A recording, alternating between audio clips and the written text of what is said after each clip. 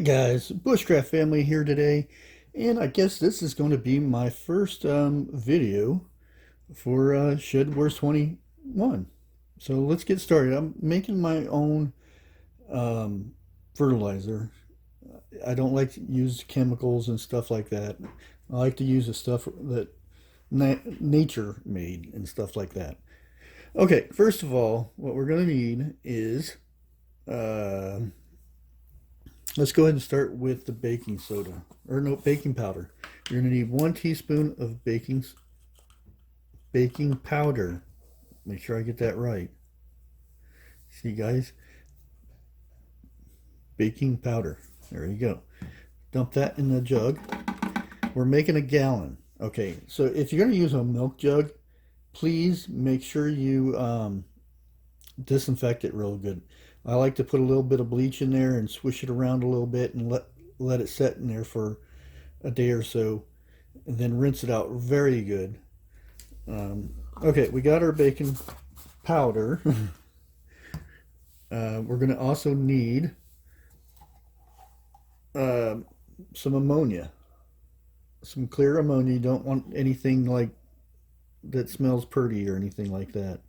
No scented. 1 teaspoon of that. That goes into the jug. Can't believe I didn't spill that. Okay. And then we're going to need some hydrogen peroxide, 3% if you can. We're going to need 3 tablespoons of that. And of course, I make a mess with that. It squirts all over the place. Come on, get in there. 1. I don't know if you guys can see this. 1. 2.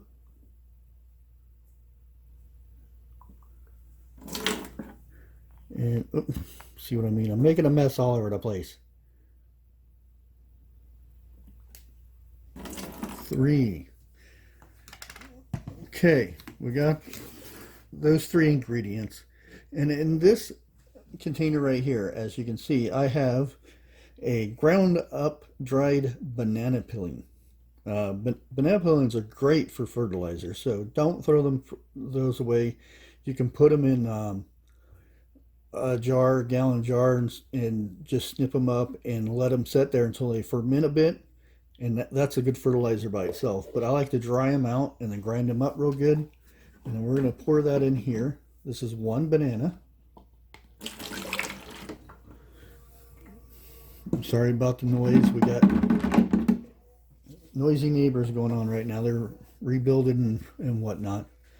And then usually use instant tea for this, but I don't use instant tea. I rather just get tea bags, about a cup of water. Make sure I don't get too close because it is a little bit warm. Get a cup of water and then put 3 tea bags in, and that's about the same amount. There you go. Put that in there. And then we're also going to need, try to get this out of here. This is going to be the fun part. Some molasses. We want 3 teaspoons. I'm really sorry, guys. This is going to take a while to get out of there.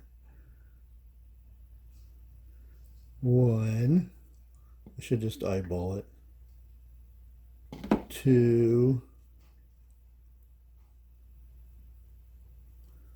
And overfill it a little bit. There we go. And 3. Let that drain down in there. Again, sorry about the noises, but it's what happens when you live in a city. You have to put up with those types of noises. The noises I would rather be hearing is my wild animals, chickens and stuff out on the homestead. Okay, we got that. Let's move on.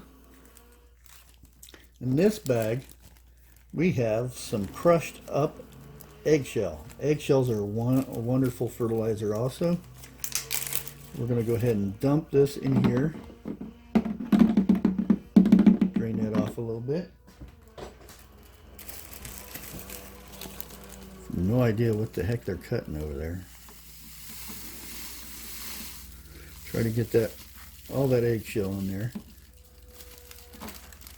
And a good note, make sure you clean your eggshells before you crush them. What I like to do, I like to put them in a sandwich bag and use a roller on them. Works really good for crushing them up real good. Now, usually you use crushed up bones. You crush them up as much as you can. But I have bone meal. And this is our organic bone meal, as you can see. You need a 1/4 cup. I went a little bit light on it